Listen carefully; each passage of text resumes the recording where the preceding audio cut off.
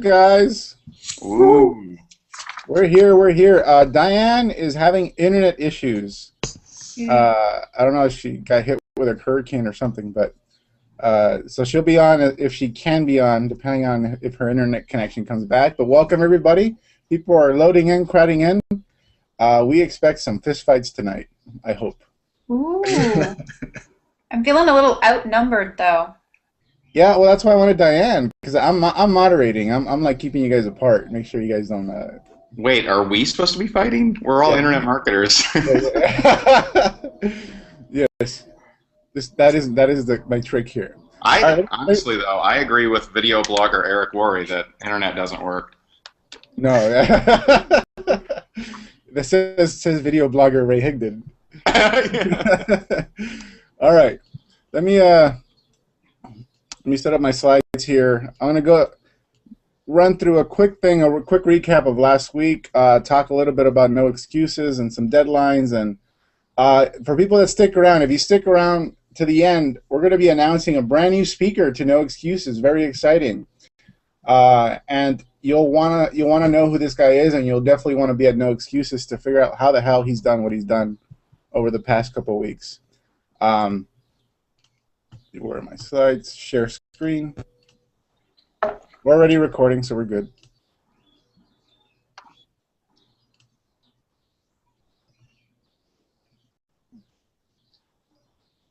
You guys see my screen? Yes. It's not full screen. Oh, wait. There we go. Okay, there we go. All right, cool, guys. So welcome to Old School and New School Part 2. Now, this obviously is a little of a biased webinar. We have all online networkers here. But as you'll see, they're very diverse in themselves. They have very different styles.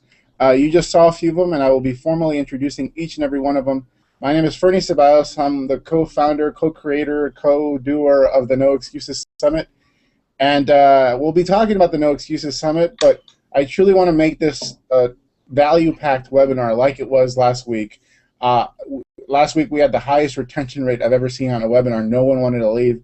Mainly it's because we were like duking it out and taking jabs at each other. So we're going to continue the conversation. I think everyone pretty much understands the old school way, and I'll recap it. What intrigues a lot of people, especially people new to the internet, is how online networkers actually build online, how they build a network marketing business, but not just that, how they build other streams of income, which is really where the old school folks have an issue.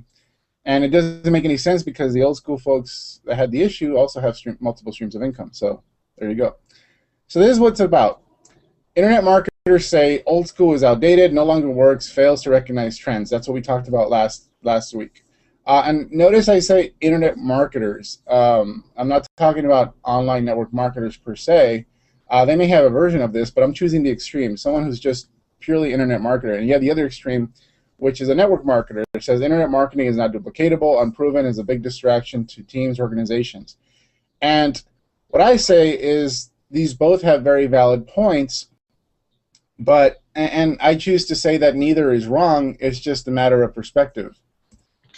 Now, this webinar is not going to be for you, for anyone wishing to only make a few $100s. This is going to be a leadership level type conversation, very elevated. It's not for newbies. There's going to be a lot of concepts that you may be exposed to, which might fly over your head. If you're willing to stick through with that, then cool.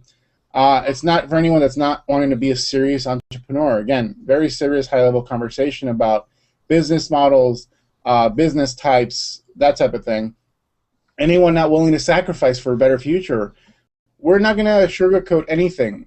The fact of the matter is both ways of doing business, whether you're traditional or online, take sacrifice and a lot of hard work. There is no shortcut. And now, I recorded a testimonial video for Ray earlier today, and pretty much in that video I said Ray has no secrets.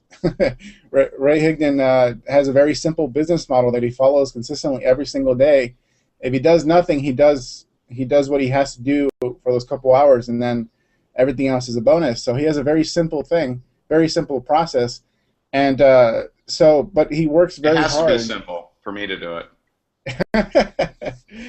And so anyone who makes excuses for not having the life they want, this is not for you. Really, if you're the type that's telling yourself, I can't be no excuses because of this, because of that, because of the kids, because of work, because of whatever, bullshit. If you want to be there, you'll be there.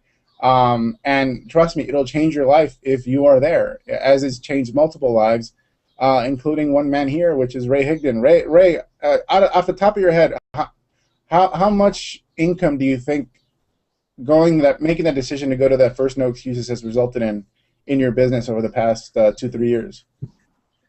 A lot. I mean, a lot. The relationships. You know, when I went there, I didn't know anybody. No one knew me. I knew, actually. I'll take that back.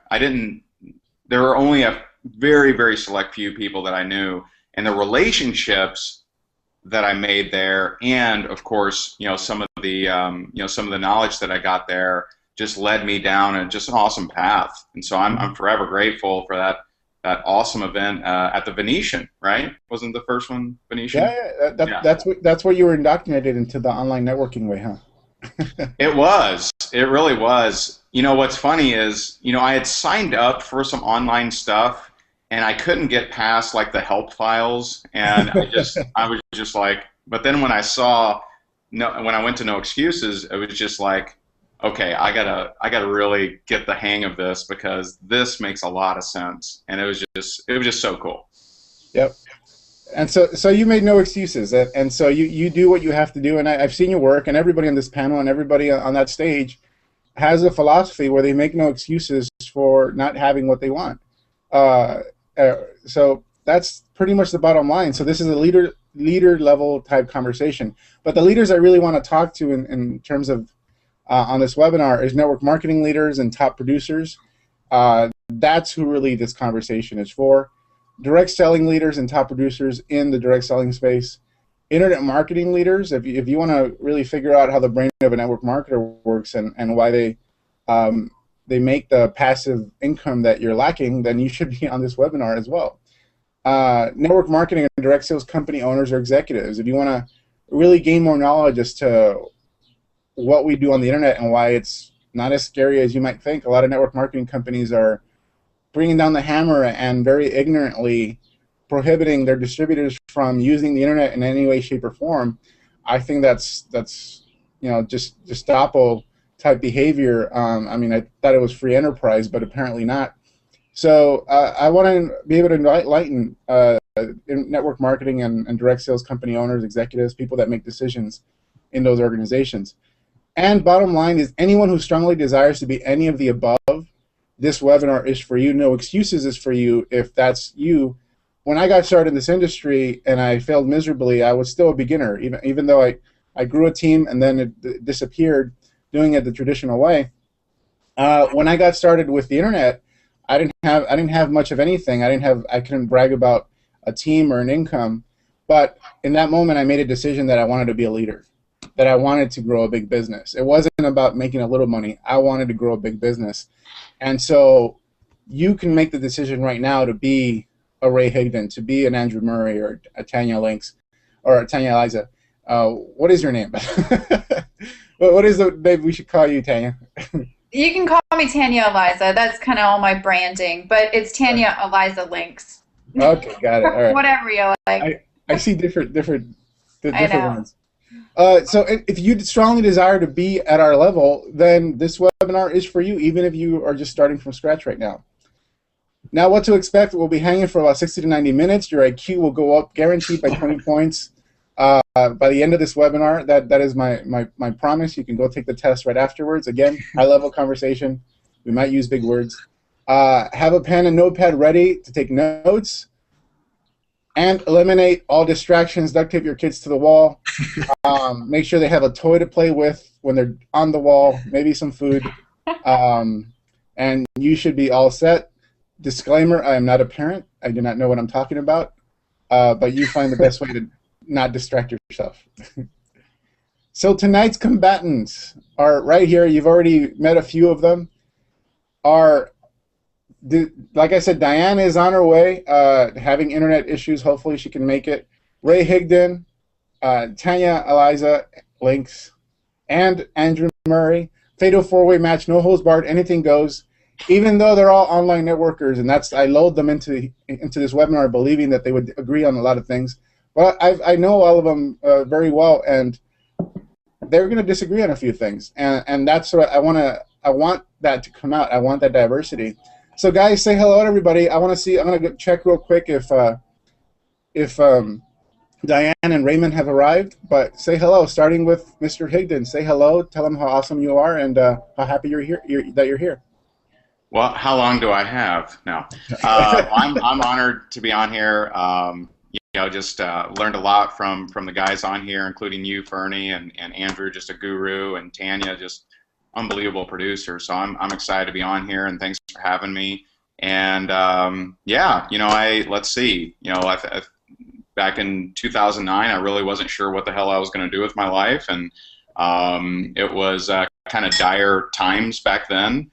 And found this industry and started to learn from a few different people, and then found attraction marketing and doing doing both. And I not to sound weird, but I go both ways. All right, so I do online and offline. I've done a million restaurant meetings, hotel meetings, home meetings, but I've also done a million webinars, etc. And I think that I think either exclusively is not the right way. I think however you want to build relationships, because that's what this business is about, then you should do that way. And so I'm happy to provide any kind of insight that I possibly can.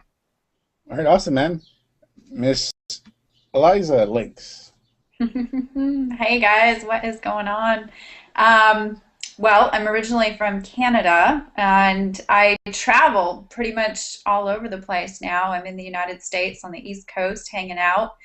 And same with Ray. I mean, I've done thousands of home meetings and booking meetings for meetings, and I love the industry. It kind of found me at the right time. I read The 4-Hour Workweek and was trying to really figure out how I was going to make it work for me. And then all of a sudden, putting it out into the universe, network marketing finds me. So I struggled a bit, like anybody. We've got some things that we definitely need to learn. And ran out of just all my friends and family to talk to, and I just kind of came to the internet trying to find solutions to finding people. And the fundamentals are the same in network marketing, no matter if you're doing it online or if you're doing it offline. You're still having to communicate with people. You're still having to build relationships with people. You're still, trying to find a way to build community outside of community so you can have duplication, keeping things really simple so that you can still have duplication. But after, I think that was in 2009, I started network marketing. So came online in 2010 just to find more people, learned attraction marketing like Ray, and never really looked back. I have a nice balance of both online and offline. I think it's important too. And just coach and train other people to, do exactly what I've been able to do and live the laptop income lifestyle, but still have really strong relationships in my life to, take me further into the residual income stream. So nice to be here, guys. So I'm here, and I'll add as much value as I can, and let's have some fun. Awesome, man. Mr. Murray, say hello to everybody. Hey guys, I'm Andrew Murray. Originally from Toronto, and last 5 years or so I've been living in Nova Scotia, out rural. So I'm not a big fan of doing home meetings or anything like that. I've been in multiple, the top earner in many different network marketing companies. Recently, I was the #4 all-time enroller in a very big network marketing company that had over 180,000 reps. And I did it all online. Now, I've done home meetings, and they have all sucked. So I will disagree here with Ray that you don't need to do home meetings. I mean, you do what you're good at. On the same token, I will say I put a lot of effort into learning sales and sales psychology, and I think that that's an important part of really being able to kind of finish the job and and have those two sides. So the kind of two sides I see are not necessarily like, you know, whether you're doing it in front of a room or you're doing it you know, on a webinar. It's really about the skills that you have and really going deeply in the skills that you need to learn, whatever they may be from where you are right now. Those skills, if you really invest and you go deep, you look at the very successful people have gotten very good at those, whether that's building a B business, building a funnel, or, you know, speaking or sales or whatever it happens to be. Well, awesome, man. And glad to be here. and finally, and one more thing, yeah. So I actually started oil painting a couple years, so I'm actually in a hotel room, and that's why it looks like this. Otherwise, you'd probably see, you know, my whiteboard or maybe one of my paintings behind me. Well, I'm in a college dorm room apparently, so. All right, finally we have Mr. Raymond Fong. I was saying Ray Higdon. Ray Fong, man, a few words. Say what's up, man. Hey, what's up, guys? How's everybody doing? Good. As you'll see in the back, Ray has a giant mirror that he writes on, but it's a mirror so he can look at himself at the same time while he's writing at it. Right? It's a perfect scenario. I write like this. I'm like flexing my bicep. I'm biting. He reflects. It's awesome. All right, and as you probably know, Ray and I are the color commentators. We will be inciting these people into a rage so that they jab at each other and call each other names and all that stuff. And like I said earlier on this webinar, we're announcing a new speaker for the No Excuses Summit. You will want to know who this person is, especially because of what they've been able to do over the past couple of weeks, like I said. But let's hop into it. I want to actually, before we get going, I want to talk about the No Excuses Summit and why you should be there, especially because tonight could be your last chance to be at No Excuses in a comfortable way. You'll be able to buy tickets tomorrow. You'll be able to buy tickets even after tomorrow, but the price will go up again. We opened the discount for a limited time, but more importantly, our room rate at the MGM will be selling out. And trust me, you want to get your tickets and you want to book your room by tonight. Otherwise, you'll be competing with everybody that's going to be going to the Billboard Music Awards. Now, what this is about your opportunity to have online producers in the home business industry personally help you design your lead and money-getting internet blueprint, live and in person. Like Ray said, he bought a few books when he got started using the internet, and he couldn't get past the help section of those online courses. That's what this is about. It's about, one, giving you the complete education, and two, getting you into action and actually doing something. And I believe in that first event that Ray went to, he made his first few dollars online using a tip that Mike Dillard taught him. Is that correct, Ray? That is. I'm like, wow, this is really neat. So it's funny looking back, but it was actually really cool because I think some people they get to a certain level and they kind of forget the excitement of your first $19.96 commission check. And that's really where it starts. You know, I mean, if we're good leaders, we help people get that first commission, and that's a big deal. So looking back, it's kind of silly, kind of funny, but it's it's pretty cool. It's how you start. You never know where you end. It paid for your ticket purchase, that's for sure. All right. So No Excuses, 2.5 days. You're going to learn how to generate traffic to your website. If you don't know what the word traffic means, it simply means visitors to your website. People looking at what it is you have to offer the world.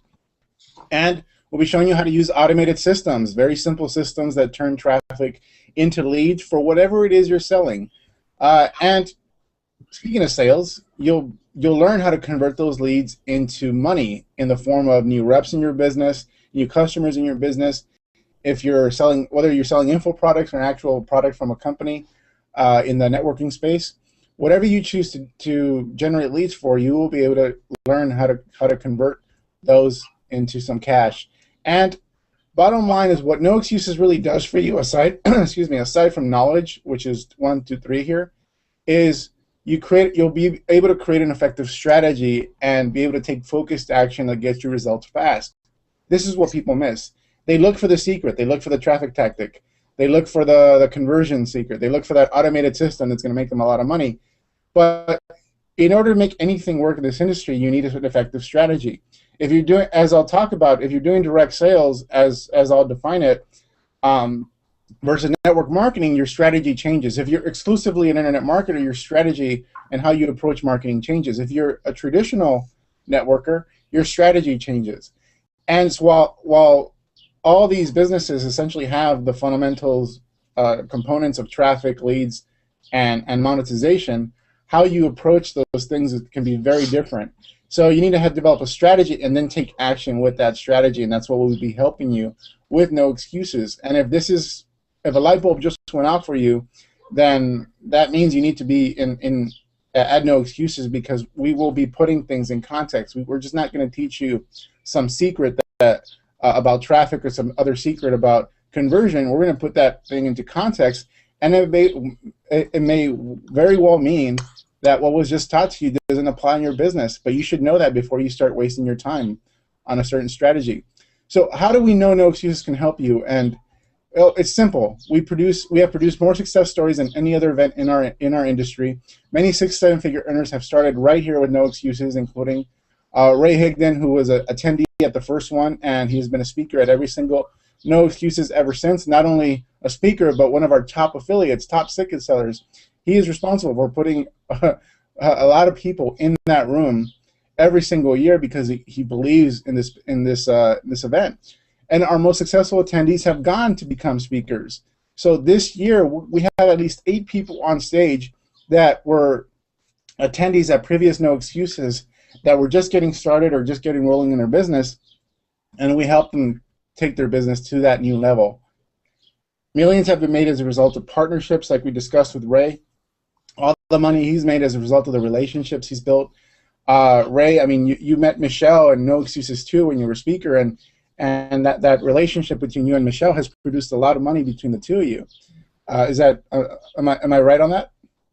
Yeah, absolutely, and more importantly, a friendship too. I mean, our family's vacation in Puerto Rico this past summer, and awesome. It's had a lot of fun. And I did make her cry, so that was very first time meeting her. I made her cry, so I have that effect on people, I guess. It's okay. I made Michelle cry too. It's fine. I'd have that effect on Fong if I saw him in CrossFit. You know what I'm saying? You know what I'm saying? That's coming from All right. Just like fighting words, Ray. All right. So obviously those aren't the only people that have been impacted by No Excuses. Hundreds and hundreds, if not thousands, of people across the world have been impacted. We have tons of testimonials you can go look at, read. You see a testimony there from David Wood. A lot of network marketers. That's in this slide. You could go watch hundreds of testimonials at noexcusesummit.com/proof. Our awesome panel world-class trainers is the real reason why you should be there. Not only are you going to learn from them, you're going to actually be able to connect with them directly. And we will have a curriculum at No Excuses and showing you the different components of building a business, but not only the components, developing the strategy. That's the 3 principles down there. Knowledge, gain the knowledge. Develop a strategy so that the action you take actually matters. If you miss strategy, you gain knowledge but take action without really knowing which direction you're headed, you're not going to do very well. You may be very confident at traffic, but if you're driving that traffic to, let's say for example, you're trying to do a strategy that's just not going to work with your type of business. And we're going to talk about that, say for a traditional network marketing business that's very strict with regards to what you can and can't do. And you're trying to use the internet, are you trying to fit a square peg into a round hole? Is that what you're trying to do? And you're trying to force it in, but it's just not working. And those are the types of ahas and decisions you have to make, and it could be a painful one too. And you may realize, hey, I think I want to stick with my company and not use the internet stuff. Or, hey, I think I want to use the internet and make a decision about being with a company that is in synergy with what I want to do. That is part of your strategy. So we'll be covering all these topics with regards to traffic conversion, monetization, and not just about making money with your business, making money in other ways, making money from the people that say no to your opportunity. And beyond that, what makes somebody, it's funny because Eric Worre, even though he was on the side of the traditional side last week, Eric Worre is a 7-figure internet marketer. He does very well on the internet. Actually, he's exclusively an info marketer now, adding value to network marketers across the world. And the reason he's so powerful in that profession now is the same reason he was powerful when he was a network marketer, is because he's mastered the areas of leadership and mastered the areas of leverage through community building. He's built an online community. And that is a lesson that all of us can take away in whatever we're doing, whether we're doing traditional or online. We're building communities, essentially. That's the glue that holds everything together. Traffic conversion and money can last only so long. You need the glue in terms of leadership, influence, and building that community. So I'll just breeze through all this stuff. Finally, Gary Vaynerchuk will be at this event. We're taking things to a whole new level.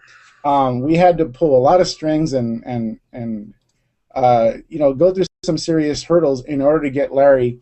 Gary.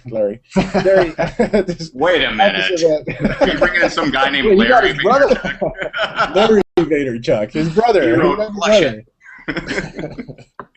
So, New York Times bestselling author, arguably the most successful internet marketer in the world. And I know, Ray, you're particularly excited because a lot of what you're doing with blogging and traffic generation through blogging is really based on a lot of the principles that Gary does and has done to grow his small wine company into a $60 million enterprise. And now he's in all over CNN, MSNBC, NPR, Conan O'Brien. He's all over the mainstream media.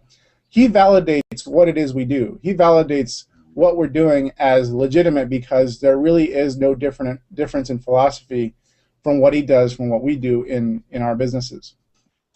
So Gary will be there. He'll be there to sign books, in addition to adding value on Saturdays on Saturday morning. So, like I said, room block expires tonight. If you don't want to stay at the Circus with killer clowns hovering everywhere, you want to be at the MGM with us. You want to get your ticket tonight. You want to get your discount, your room discount. Otherwise, you'll be looking on Expedia, and who knows where you're staying. You're probably not going to stay at the MGM because the Billboard Music Awards have basically sold out the entire hotel. We hold the last few rooms remaining in that hotel. So get your tickets tonight. The breakdown, you can go to noexcusesummit.com to grab your tickets. Huge value. The main event, obviously, $497 value. Meet your favorite trainer in your breakout sessions with that trainer, $297. The trade show, we have every tool and service you'll need available to you there. You can talk to the vendors in person. Once you develop a strategy and know what you need, you can actually talk to the actual companies that can provide those services. Autoresponders, traffic, whatever it is, they're there. And No Excuses 1 and 2 recordings. You'll get that if you take action tonight on top of the discount, on top of everything else. Total value, $2,000. Tonight, $297 for a ticket, $497 for 2 tickets. The price will literally go up in 24 hours, but you don't want to wait 24 hours because you'll still have a hard time finding a room. By the second day, if you're not completely satisfied at the No Excuses Summit, by 4 p.m., you can ask for a full refund. You can literally stay for over half of the event. And ask for a refund, and you'll have Saturday night to party in Vegas if you'd like. Go catch Chris Angel or watch Beatles, Love, or whatever. I guarantee they're not offering the refund policy we are. If you watch your show and it sucks, you're screwed. So we're offering an awesome opportunity here, no risk. At the very worst, it becomes a short vacation in Vegas. So, at the No Excuses Summit. What could happen with that? Sorry?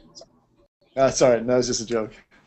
Well, I said, who knows what'll happen with that? A short vacation in Vegas. You'll be making other types of memories, maybe not business related, but so noexcusesummit.com/tickets. You can get them at any time during this webinar. And now we are moving on. We're moving on to the content of this webinar, and I want to recap a few things from last week because, we talked about this with our panelists earlier in this webinar, is the type of marketer. Some distinctions that I want to make. There's internet marketer, purely a guy that's making money on the internet, building a list, setting offers to that list, doesn't really have a relationship with those folks. And that's cool too. There's a lot of internet marketers that make 7 figures online doing only that. There's the traditional network marketer, the other side of the spectrum, that obviously is belly to belly, building a network marketing business with a single company, devoted. And then there's us. There's the online network marketer who leverages the internet on top of building community, on top of building a direct sales and network marketing business, and also making seven figures in our businesses. It's my belief that there's no right or wrong way. It's just about personal preference and what you choose to do and how you choose to make your money. If you're making seven figures, who cares what category you fall under, as long as you're happy? And we'll be discussing that. Now, revisiting this, guys, this is where I want to get your take on stuff and get you guys involved and hopefully agree or maybe disagree. Internet marketers say that old school is outdated, no longer works, fails to recognize tech trends. Network marketers say internet marketing is not duplicatable, unproven, and is a big distraction. What say you guys? Beginning with Mr. Higdon. Okay, so for those two statements, yeah, what's your opinion on this? Is this correct? Is this a correct statement? Are these correct statements? Are they both right? Are they both wrong? What? Well, I mean, the first one, I mean, old school definitely is not outdated. And by the way, I don't have any kind of dictation of this needs to be how you do your business. I don't care. Do whatever you like. But you know, I've had the honor and privilege of working very, very closely with, you know, ex-Amway diamonds that, you know, have been making a lot of money for 23 years, you know, and I've also worked with, you know, very, very closely with, you know, newer internet marketers. And, you know, as far as old school being outdated, it definitely isn't, because relationships aren't outdated. And, you know, that is, if you look at the lifetime value of a customer, you probably, an old schooler probably has the advantage there, just for relationship wise. But you know, that could be argued. As far as it being outdated, there's just no question that's not. I can guarantee you, internet marketers would love to have more old school people, at least leaders, in their company and in their team, because it's at events, you know, where people get excited. As far as internet marketing not being duplicatable, unproven, and a big distraction, hey, you know, some people can't duplicate, you know, a handshake. You know, some people can't duplicate going to networking meetings. So I don't know that there's anything that is 100% duplicatable. But if you are a traditional person, you say, you know, no internet marketing, you know, then that's silly, because almost, I don't know, 99% of the people that join any network marketing company have the internet at home. And if you try to, you know, put up the hedges so that they can't peer over the hedges, that's just not going to work. So I think it's to a traditional network marketer's disadvantage to not have some kind of internet presence. And you know, if you don't have anything out there, then you know, people will get distracted. And so, you know, as far as internet not being duplicatable, there are a lot of people that have had success online that, you know, you meet them and you're just like, really? And you know, I don't know that they would have had that success offline or traditionally. So I say, in a way, they're both wrong. Got it. Mr. Murray? Well, I would say pound for pound, you know, like the old traditional network marketers, you know, have built bigger organizations and have the ability to do it. But what you're looking at is a depreciating asset. The old school really is becoming outdated, and you know, I think that what's really important to understand is that, you know, you have network marketing leaders and you have particularly network marketing companies that are trying to bury their heads in the sand and basically say, oh, you know, we're not, you know, you can't post that online, or you can't do a blog post about that. Well, that's pretty stupid, because then what you have is all the competing companies are going to say, like, you know, like blah blah blah company name scam, right? Because they're denying their distributors from, you know, engaging. Now, you know, they're going to say, like, oh, it's kind of a legal issue and kind of all that kind of stuff, but you know, it's a slippery slope, and is one that both the companies need to get better at. And I think, you know, old school networkers really need to understand that, you know, as people have more access to choice, their own base that they built, which was extremely powerful when everything was if you look back like 10 years ago, people would have been building their business through the phone and through direct mail and magazine ads. Now, those are all very difficult to follow all the way through a marketing funnel, so it's very hard to tell what people are doing. The internet, it's much more open, I'm probably on people's lists on this panel. They're probably on my list. I mean, it's very easy to follow what people are doing, and their competitive advantage was in the fact of, running a classified ad because you don't know who's running it, so you could really do stuff and kind of be under the radar. Mm-hmm. Now, on the other side, network marketers, they basically say network marketing is not duplicatable. It's a big distraction. It's a big distraction, but the fact of the matter is if you pretend it's not there, those people are going to get distracted anyhow if you're not bringing that leadership and that community to the table. So they're just going to join someone else's business instead. So I mean, I think it's ridiculous to ignore the internet. Miss Tanya, what say you? Because you've built multiple streams of income over the internet, including a network marketing business. Mm-hmm. Yeah. I mean, I have to disagree with both because, internet marketers say that old school is outdated, it no longer works and fails and right. I love old school, and you've got to have a good mix of old school and new school. I mean, I don't know how much of a debate you're going to have on this one. It sounds like all of us are in agreement, but I think we've all pretty much done a similar thing. We've come, the problem with, here's the problem with network marketers who come to the internet. Most people, well, not most, but I'm going to say a good number of people in network marketing come to the internet out of either frustration or out of weakness. So that's the dilemma. I mean, that's the problem that we have. But I think this can be overcome with better training.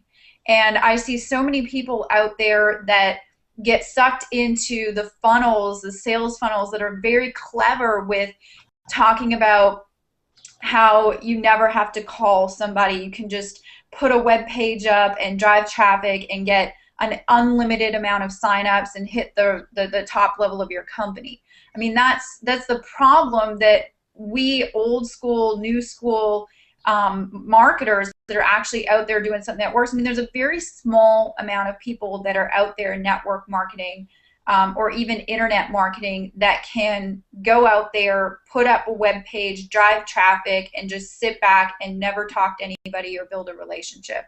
There is such a minute amount of people that could probably do that, that for the average person coming online and having that thought going into it is going to set them up for failure.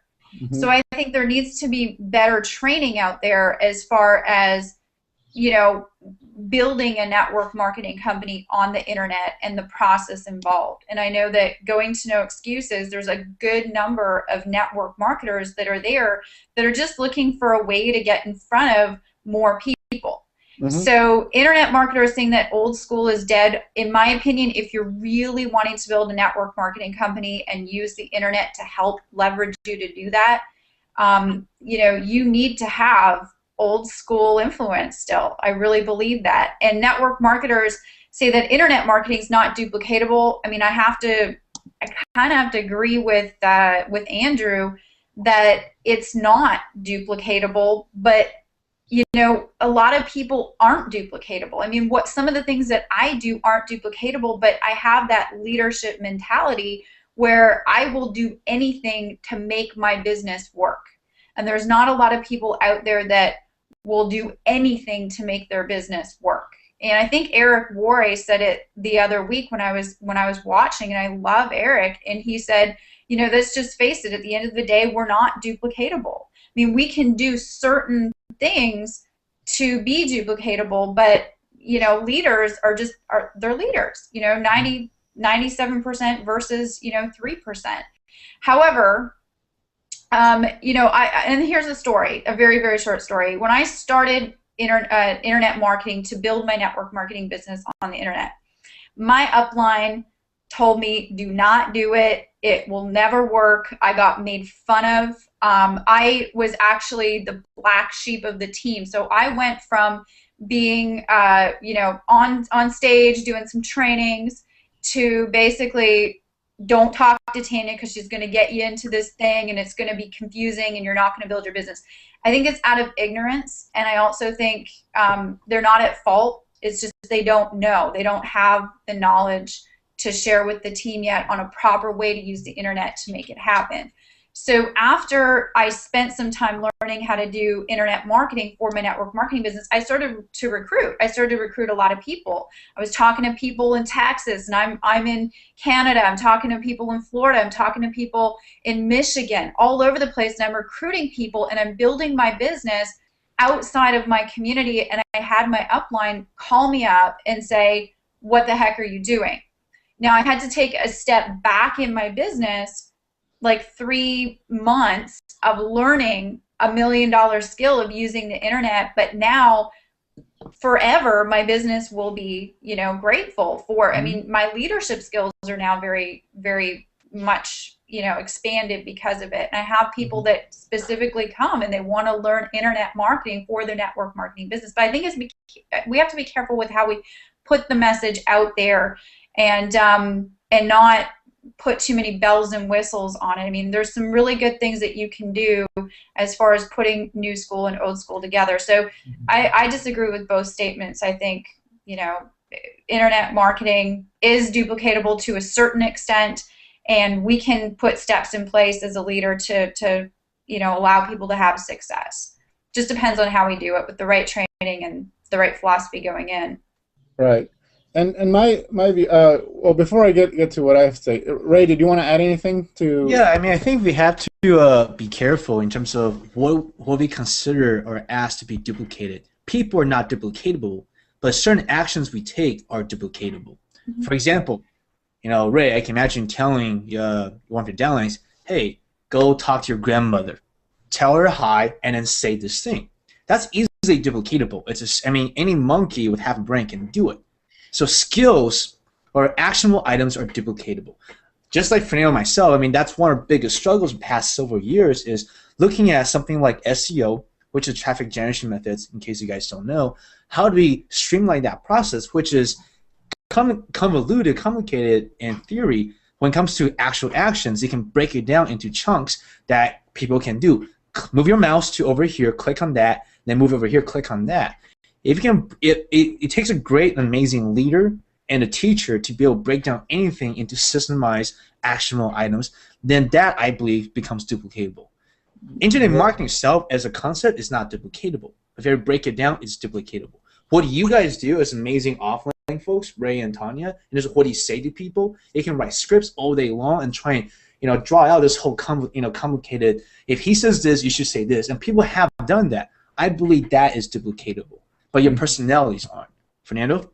Yeah, it's brilliant, man. Brilliant points. Those are exactly the points I was going to make. Because everything is about context. Duplicatable. What do you mean by duplicatable? And like Ray says, it's about the actions you recommend, the systems you set up. And what this conversation over the next hour will be really about systems.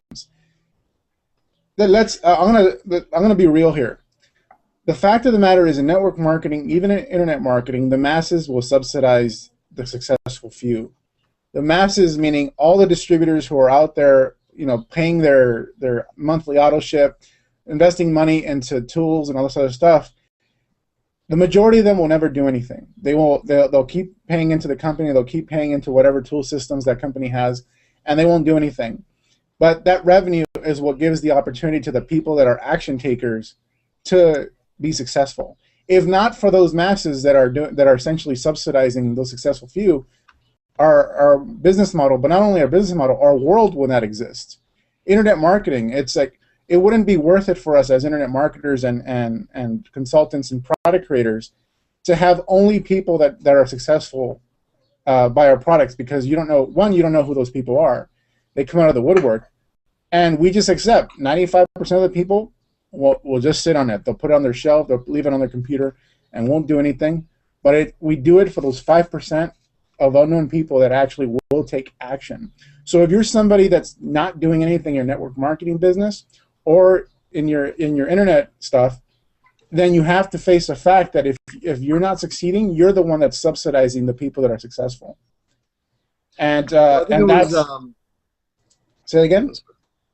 No, I thought it was really really key what Tanya was saying about weakness and that not being duplicatable, because at the end of the day, I know myself, when I came into this industry, I didn't have any skills. I didn't have talking skills. I didn't have marketing skills. I didn't have personal development skills. I was like the most unskilled person, but I had persistence. I learned persistence early on, and I learned that if I just wanted to figure this out, I could do it. And I was resistant to a lot of things.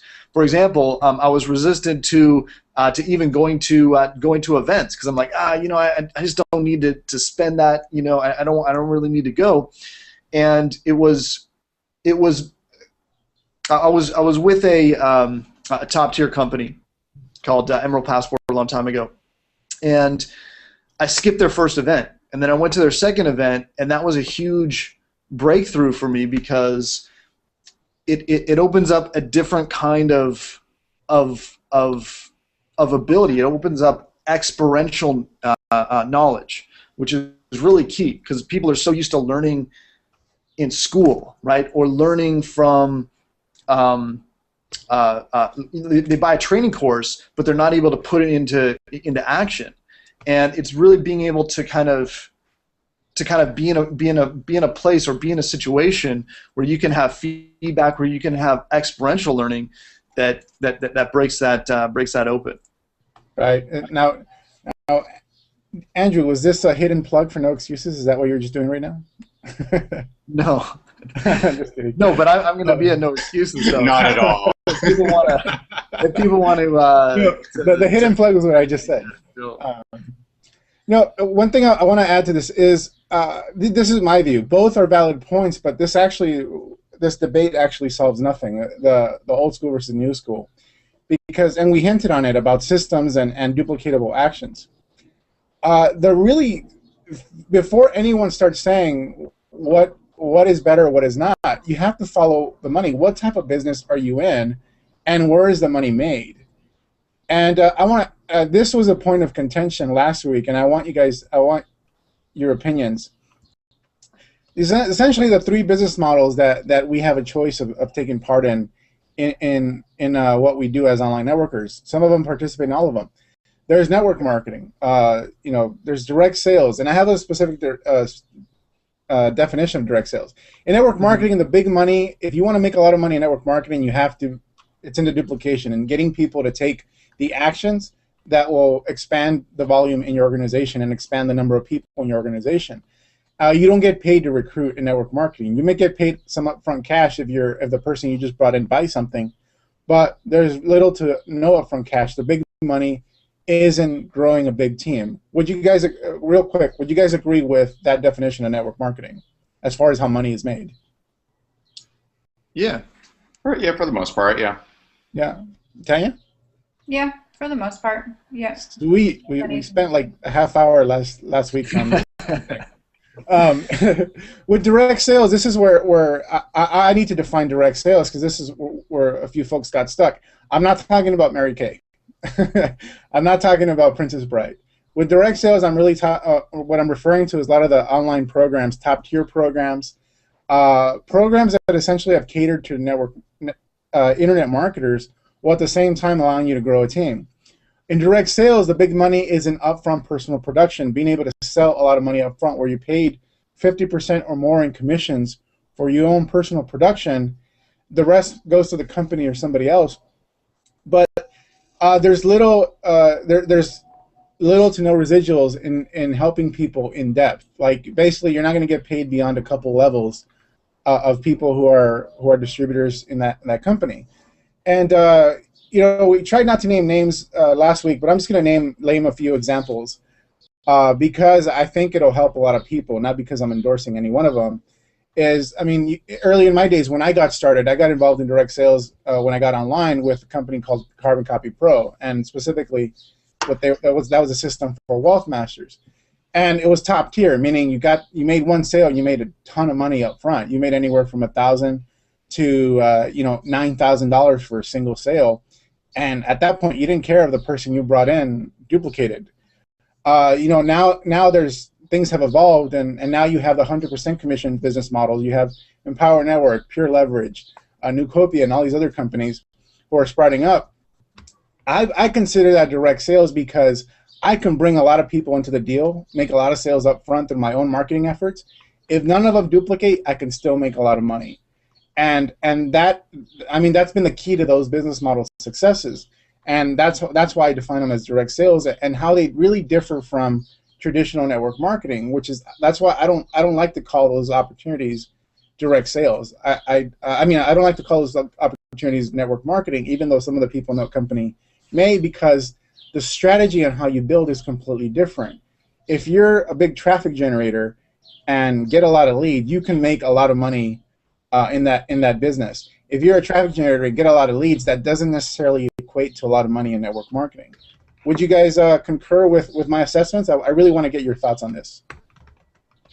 I agree with that as a whole. I mean, I made my start when I first started making multiple six-figure income. It was when I dropped network marketing and started doing direct sales.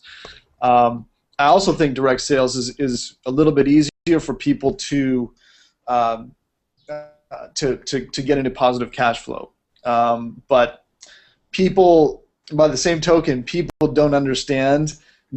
coming in don't understand the pitfalls of the compensation plans and the timing, because those companies have a very different lifespan, a very different trajectory, which is important for them to be aware of too. But on the whole, I completely agree. Ray? I thought that was well said. I'm certainly not the direct sales guru, so I agree with what Andrew was saying as far as the timing of the different things, because you've seen different things be hot and and things like that. I don't know much about direct sales. Yeah, Tanya, I know you've been involved in direct sales. I think it really depends. It depends. I agree with those bullet points, but it completely depends with how you want to earn your income, right? Mm-hmm. Do you want to earn your income continually having to make sales yourself, or do you want to build more for the long term and have more of like a residual income be built up and kind of create what we would call beach money? So, and if you're both sides of the coin, you could have, a short-term investment and a long-term investment. Normally a long-term investment is less risky, maybe a little bit more work, and short-term investment is maybe a little bit more risky, and you make immediate money fast. So I'm not a huge direct sales. I don't know a ton about direct sales. I love network marketing because for me it's residual income as far as I can throw the stone. Mm-hmm. Yeah, and I will add something to this. It reminds me when I got into real estate. I read Creating Wealth by Robert Allen, and I read a couple other ones, Cash Flow Quadrant, etc. And so I got into rental properties and started buying, duplexes, triplexes, blah blah blah blah. And so I started, that was for residual income, that was for rental money, and I started taking some of the deals I didn't buy and learned that I could sell some of those deals and make big money. And I actually got addicted to that, the fast money, the big fast money, where I'd get a house under contract and sell it for 75 grand without even seeing it. And that was kind of the market more than my expertise necessarily.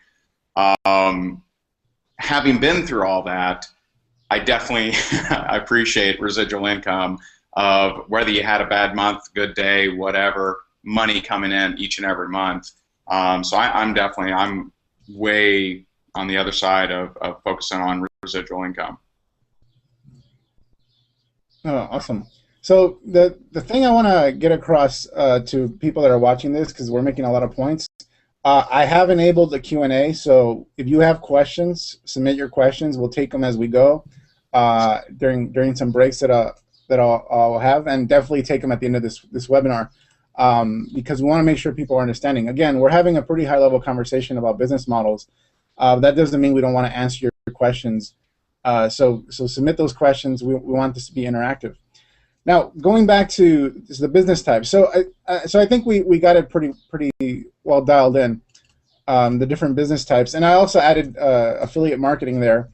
But I would lump that into essentially direct sales because there's not much a difference. We're directly selling something, getting paid upfront for our efforts with little or no commissions. There might be some two-tier affiliate programs, but that's pretty much about it. And really the philosophy for direct sales and network marketing, for direct sales and internet marketing, is very similar. We're getting paid upfront for our efforts, for our marketing efforts. The better marketer you are, the more money you can make. That's why so many online marketers have become direct sellers. The problem is, and I think this is a problem in the online space, a lot of those direct sellers, a lot of those people have made a lot of money in direct sales and not very much money in network marketing, have labeled themselves as network marketers, and they've labeled their training for network marketers, which I think is disingenuous. And so that's where the reason I say that is because I want to get into the type of marketers that exist. Internet marketers, I'm going to gloss over this stuff because we covered it already. Most seven-figure internet marketers, there are many people who make a lot of money in internet marketing, will choose direct sales over MLM because they can make a lot of money for their upfront efforts. They also operate with a multiple streams of income philosophy. They'll promote other stuff to their email list as they build up. And really, they have little to no faith in anything outside of their control. They don't have faith in a network marketing company being around for more than a few years. They don't have faith in their direct sales company being around for more than a few years. And Andrew, you talked about this, but the longevity, because the track record for direct selling businesses, even though you can make a lot of money in a very short period of time, is that these opportunities haven't lasted more than, say, 5 years at most. That's the track record. That's the truth. It doesn't say whatever you're in won't last longer than that, but so far nothing's been proven to last longer than that. Internet marketers don't need community building skills if they didn't want to. They'd be wise, as you can see with an Eric Worre. He's built a massive community online, but it's not necessarily required. With online networkers, where the category where a lot of us fall into is, we operate with a multiple streams of income philosophy, like an internet marketer. Where we differ is we build the value-driven following, and we build community. We have limited faith in factors outside our control, meaning a network marketing company. Ray's been very a strong leader, is the leader in Numis Network. And he's as loyal to a company as I've seen anyone. Yet, I'm sure Ray, comment on this if you mind. You're not depending on that one company in order to determine your financial future. Should 5 years from now something happen and that company's not around, you've created a business model, no matter how much you love that company, that can ride out that storm should it happen, right?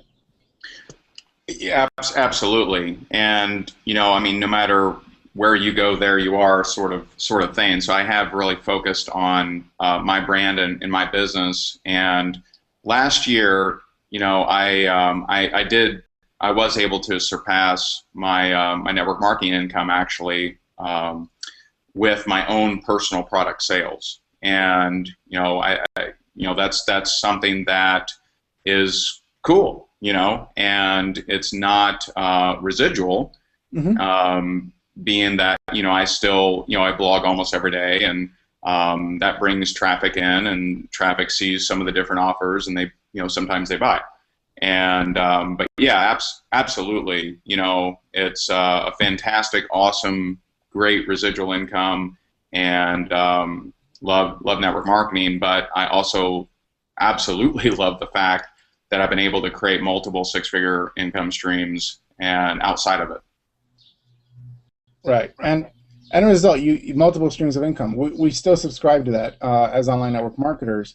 Where the traditional networker differs is a traditional networker doesn't necessarily not do multiple streams, but they have a laser focus on that one opportunity that they're building at that one time, and they build it one at a time, which is the right way.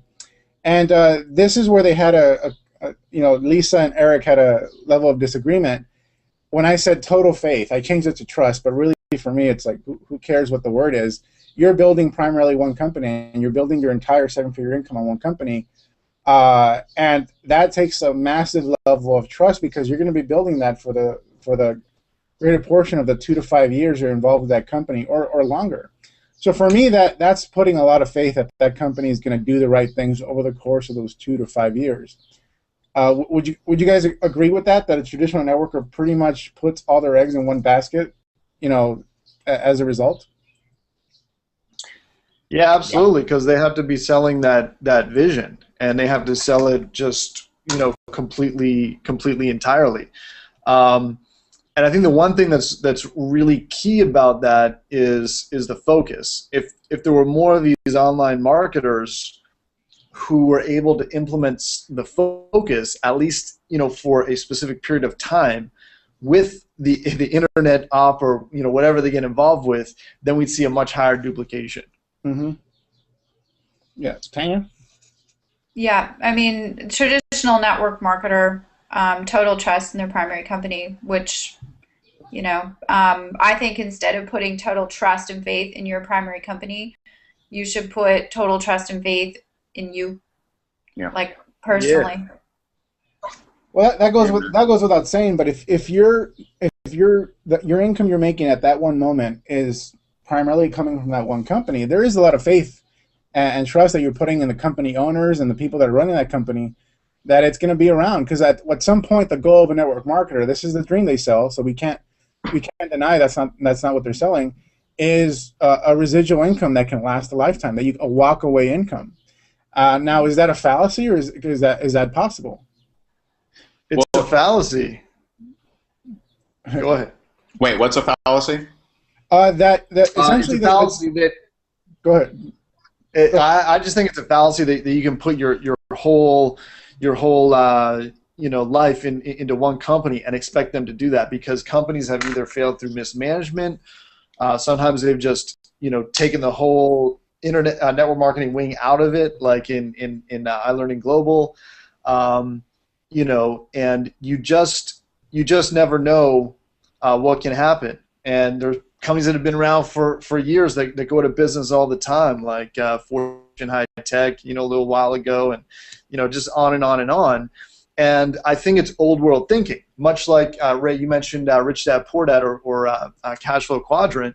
One of the things that he talks about is people that would think, oh, okay, I'll just work for one company, and I'll be loyal, and I'll get my watch and my retirement and blah blah blah. And we're moving into an age where there's more risk in being an employee now.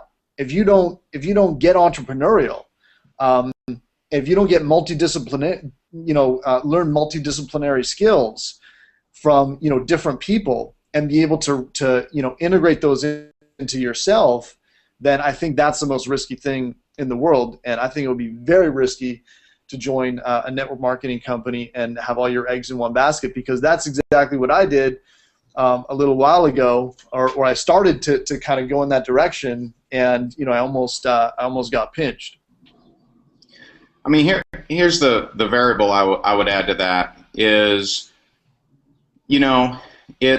I think a lot of very successful internet marketers they're very used to kind of being lone wolves. They really are, in that they recognize that they're different, and they do things and figure out things in just a different way. They figure out systems and metrics and testing, tracking, blah blah blah.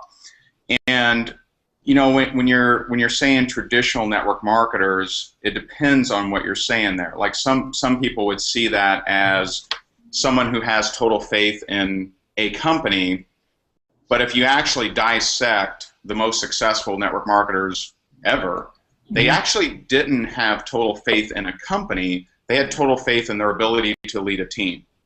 And so if you look at the Orrin Woodwards, if you look at the guys, they have actually been in multiple companies, but just almost their entire team moved with them. And there's a difference between, for example, you mentioned my company, and I been with them almost 4 years now, but my dedication is to my team. And I when people tell me, hey, I'm gonna be with this company forever, number one, they have no idea. But I tell them, I say, you stay with this company as long as it serves you, right? As long as this team serves you, as this community serves you. And I think successful actual network marketers versus Andrew MLM employees kind of is they focus on the team, and and there's been multiple things that have happened in the last couple of years of either direct sales having problems or a network marketing company folding or whatever, who was still successful even if they'd been with that company forever, even if they'd only been with that company. Those who will never, in my opinion, just really get punched in the face is those that focused on the team. And that team knows that you didn't plan that. You didn't plan for the company to, start smoking crack or change the comp plan or whatever. They have faith in you. And so the successful network marketer, whatever the term traditional means, focuses on the team, and that team sees that person as a leader and will go, if something, selling paper clips no longer makes sense, then they'll sell cheese or whatever. But because the product isn't the main factor, it is the team that they're a part of. Yeah, but there's also it's a shame Diane couldn't make it because of internet issues. Because she told a great story before we got started on this webinar to me about the company Herbalife when their founder ended up passing away, and that disrupted that company drastically, like literally overnight, because he passed suddenly. And there were people that were concerned, big leaders that were making a lot of money in Herbalife, that were scared to death because that's all they knew. That's all they knew how to build is Herbalife. They weren't I think there needs to be a distinction, ultimately, a difference between somebody who's a skilled builder but not necessarily someone who's branded themselves in a powerful way, like an Orrin Woodward, because they exist too. There's people that are making multiple six figures or even seven figures in a company, but not necessarily the most charismatic people. They're not. There's people in MLM that can't bring them with them. They're not. They don't have that leverage. So there's two types of those big earning leaders. The ones that their team's going to follow them wherever they go, and the ones that have a team under them, but they don't really have that big of an influence over them to say, hey, this company sucks, let's go over here. And that's what essentially happened in Herbalife, where they made Herbalife the big deal and took the focus off of what they have to offer as a leader. So I think there's a lesson to be learned, but for Diane, what that resulted in was her going to the internet and her choosing a multiple streams of income philosophy and choosing to brand herself. What do you, Tanya? You've been a little quiet. What do you have to say? Because that's the story, and I think that's a pretty typical story in the networking space. Yeah, and I think it's important to have, as Robert Kiyosaki says, MSIs, multiple streams of income. It's really important, but it's also really important not to diversify so much that it stretches yourself too thin, so that you're not able to focus on something that's actually going to reward you handsomely. So I think it's challenging with the internet, and we're in the information age where there's just so much information out there, and having to, go in between and try to find out where to go and get this information over here and get this information.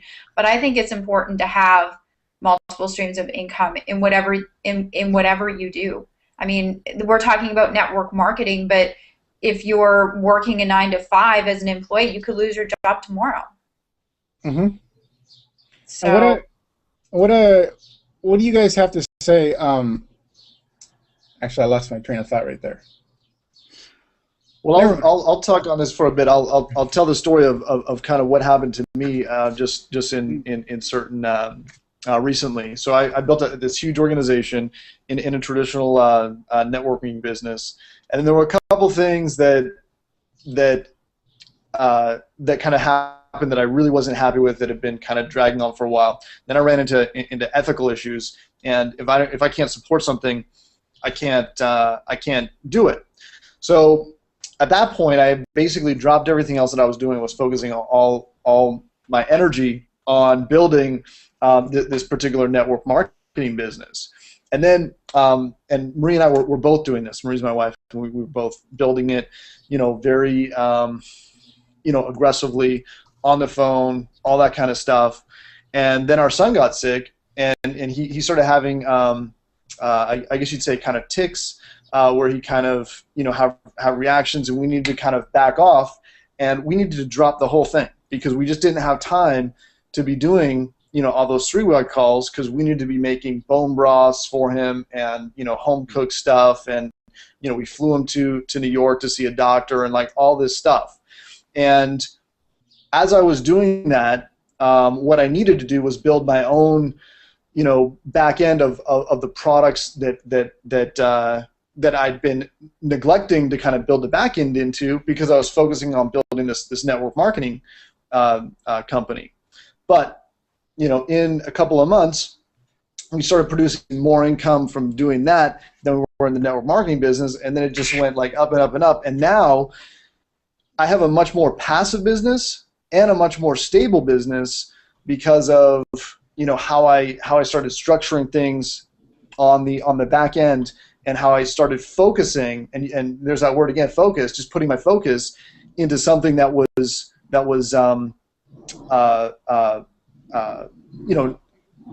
kind of a third option, and we kind of glazed over that a little bit because we didn't get into the whole affiliate and info marketing thing. But I think that's an important distinction to make, because now I'm in the position where I can go, and if I don't have to work, and Marie doesn't really work anymore, she maybe spends an hour or two a day, but we're making more money and it's more passive, and it's all just a matter of, I think people need to step back and really think, what do they want to build, and what do they want to do, and what are they committed to do, and are they willing to do what it takes to figure out how to do that, to make the connections that they need to make in order to make that happen. And I think that's an important question. So I just I thought that's a great point, and actually it's a great segue to my next slide, because ultimately what I believe is we're all making choices that are personal to us, that are personal preferences.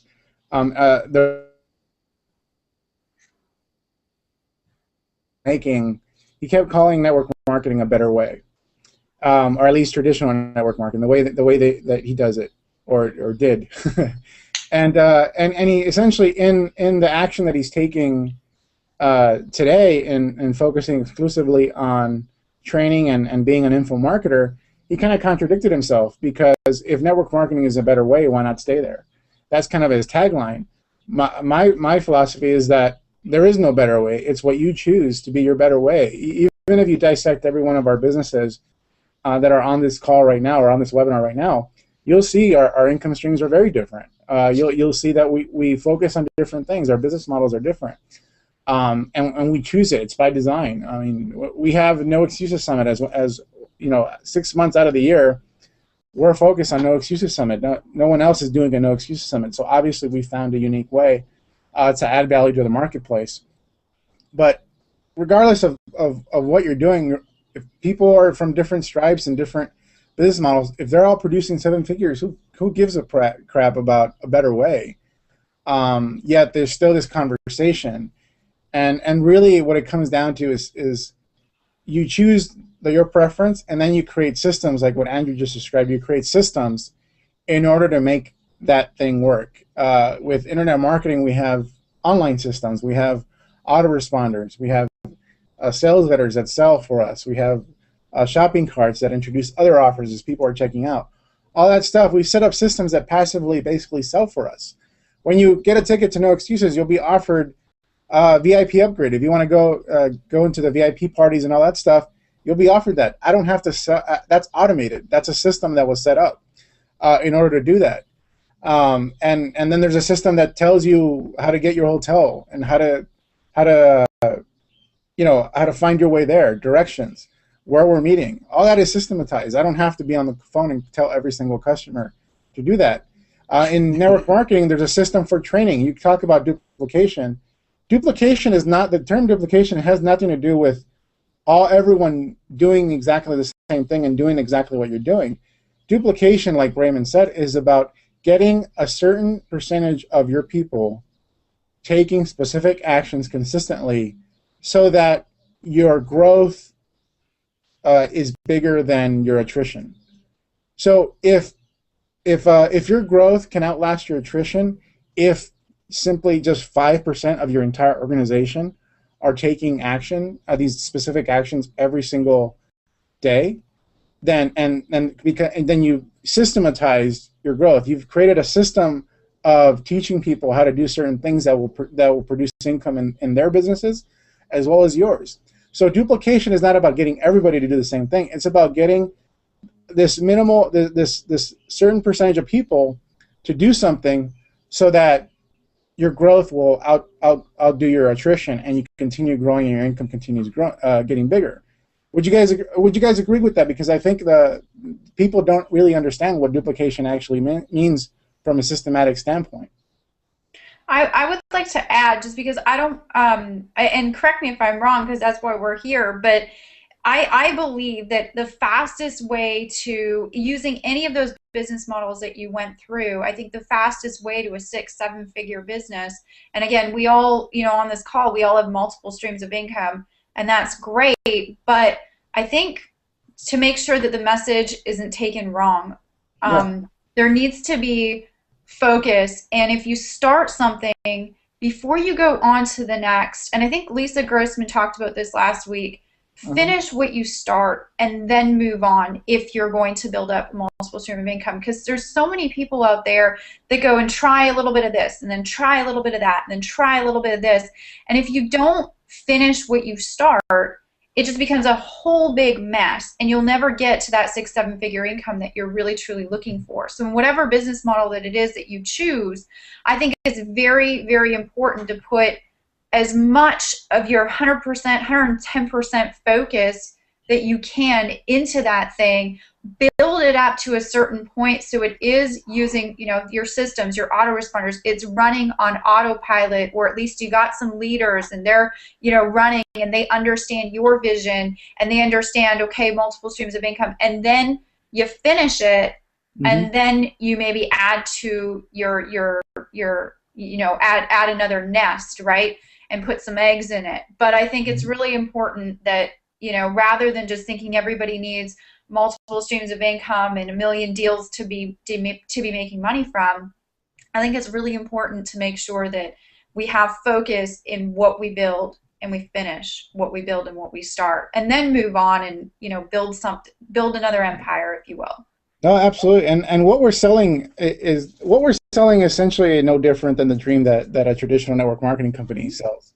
It's like, yeah, you have the potential of creating a huge income, but it's going to take it's going to take you a lot of work in order to create this massive passive residual income. The dream, in parallel to that, the dream we're selling as online networkers is the multiple streams of incomes dream, where we're making 6 figures from multiple sources so that we're not vulnerable. But that's the goal. Ultimately, you do have to start with something, with focus.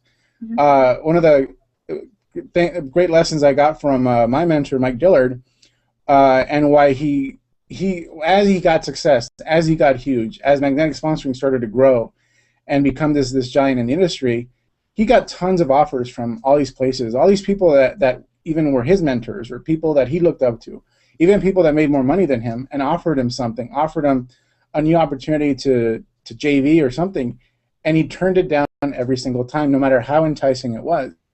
He learned from one of his mentors that he needed to focus, so he dedicated himself fully to building magnetic sponsoring before he moved on to anything else. So then he moved on to Elevation Group, and he's moved on to multiple investments and real estate. And so he has the multiple streams of income, but he started with the focus. He started with focusing on building one thing, and then adding more to it. But that one thing, magnetic sponsoring, in and of itself did have multiple streams of income as it started growing. First, it started with the ebook, and then it created a traffic formula. And then he did affiliate promotions, and then it started just expanding. so that in and of itself, that one thing even produced multiple streams of income in and of itself. But absolutely, I totally agree about the focus. But the main point I want to get across is that it's all done with systems. It's all done in a very methodical, systematic way. A network marketing business is not built by throwing mud against the wall and hoping somebody duplicates, hoping somebody that comes in becomes a big builder. It's not based on hope. It's based on systems. Yeah, and I'll add to that. You know, I heard a brilliant interview by Tim Ferriss, and it was you know, when I was working on a book, and I studied every single minute of his book promotion strategies, which he's just amazing. And someone asked him about, I believe it was about 4-Hour Body, and they said, you know, what's your goal, you know, when you roll out a book? Are you hoping to help someone become, you know, amazingly ripped or six-pack or, you know, whatever, superhero? And what he said was so brilliant. He said his #1 goal was adherence. Adherence, to actually get someone to do something, to change something. And when I heard that, it made me remember, I had you know, when I first started network marketing, I created, you know, training and everything. And what I didn't realize I was doing, but was pointed out to me later, is I had a pretty successful, you know, big, you know, money guy go through some of my training just on recruiting, not internet marketing, just on recruiting and different strategies. And he said, your training is fantastic for 5%ers. And he said, that's not where the big money is. He goes, you need to train, and this may be a term that a lot of people on here haven't heard this kind of talk, but he said, you need to train in a way that 80% of the people can adhere, he didn't use that term, but I'll use it, adhere to what it is you're training. And so if you give this fancy, you know, NLP, amazing sales closing techniques, 5%ers will say, yay, yippee, but the 80%ers will be like, what? But if you keep it in such a simple, you know, hand this CD to them and say this, that anybody can follow, and that can be done online, offline, you know, whatever, then that's where getting the masses to do it is going to be where the magic is. The 5%ers are going to succeed. You know, there's all 5%ers on this panel. You'll go succeed, you know, if you wanted to open an aerobic studio, whatever. But it's in network marketing, it is getting the masses to duplicate. And what does that really mean?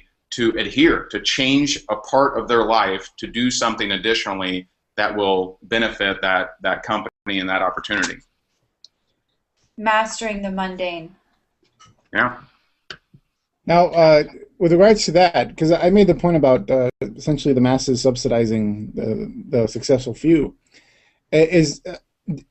now duplication is about getting somebody to do something. That act in and of themselves is not going to give them enormous success. It'll give them some success, some level of accomplishment, or some that makes them stick around longer, and hopefully long enough so that they catch the big vision and become one of those 5%ers. Is that the ultimate goal? No, it's not actually. The 80%ers don't have the same goals. They're, you know, 5% of the people want to make $30,000 or more a month. There's, I think he said 10% are happy at $10,000 a month. 80%, if they make $500 a month extra, they never really plan on leaving their job. But if they make $500 a month, that meets expectations. And, you know, that's 80% of the people. And I think too often we think, because I thought this for years. I thought everyone wants to make $1 million a month. I do. You know, why don't they? And you know, but that's not the case. They can't. That is not the goal for a whole lot of people. If you can get someone making $100 to $500 a month in at least network marketing, they're happy as can be. And you know, that is very attainable if you have simple strategies that people can follow. Right, absolutely. I guess that's kind of you know, true to a point, but you know, I think that that kind of assumes that people are happy where they are, and I think most people are not happy where they are, and even if they get to those goals, then their goals will get bigger. But I do like that point, and I think it's really important that people learn to develop systems and think of themselves not building a company, but like Ray said earlier, I mean, building a team or building your own business. Build it around you first. Your marketing, your message, your team. People join you first and foremost. So you gotta get the you stuff up, and then when you do that, your money thermostat or whatever you want to call will start to raise. Yeah, and there's a lot of traditional network marketers out there that wish they did a better job of building them, and because if you don't, if you're not, attending events like No Excuses, for example, if you're just solely in the bubble of your company and not ever getting from behind those walls, that can hurt you a little bit. It is good to give value to the industry as a whole, I think, and focus. And you should, even as a distributor, it should be your business. Just because you're under the umbrella of a network marketing company, it should be your business, and that business includes your team that you're caring for, feeding, whatever, and taking care of, and that that is still your business, even though it may be under the flag of a traditional network marketing company. I'm just checking out questions, guys. Here's one. Here's a question for you guys. Are community building skills required to create a large organization, whether it be offline or online? What was that? Community skills? Community building skills required to create a large organization, and is it different whether you do it online or offline? Well, I don't know how you do it offline, but I think it's really important to build that community and build that team, because that's what people stay glued into. Because you do have people that come for the money and then stay for the feeling, and if your goal is to build network marketing and build retention, then certainly a community that people become addicted to, or resonate with, or are engaged with, is super important. I agree. Yes. Yeah, I mean, you definitely have to be able to, if you're going with the network marketing model, you definitely have to build community, and you have to be able to, at least, the cool thing with network marketing is that if you don't know how to do that, you can partner with somebody that does. And then what you can do is you can leverage their skills until you have them of your own, or some people may not want them, and they can just transfer the skills up. And that's a really cool thing with network marketing. But just think of the things that if you're a traditional network marketer, I would consider myself half and half. Think of the skills that you were taught traditionally, very old school. Go to weekly meetings, attend calls, do parties or home meetings of your own, and you can take all of what's happening there and you can transfer those skills to an online setting. So the same thing, like we had a webinar the other night, over 100 people on this webinar, and over 100 signups happen. Where can you do that? Where have I been able to do that offline? And so you can take the same thing, and my partner and I, we looked at each other, we're like, this is like a home meeting, but we did it with the internet, and so the calls, you can still do the calls. Community, and like Andrew said, people stay for the feeling. So have 5 things that you do consistently to build that community, either online or offline. It doesn't matter. At the end of the day, people want to be a part of something that's bigger than themselves, and they want to feel loved and appreciated. And that's, if you can make and transfer the feeling like that to another person, as well as give them some really simple steps to make that 500 or $1,000 a month, but they feel like they're a part of something that is really genuine and they feel appreciated, rather than going to work every day and going to their 9 to 5 and grinding and getting told, you know, pull up your pants, do this, get to work earlier. You know, pull up your pants. Pull up your pants and get to work. I think Ray has a comment about the pulling up your pants part. No. I mean, I used to go to work with no pants, so I mean, just kidding. Within the context of building a network marketing business, do you think somebody can truly be successful online if they don't have any offline skills?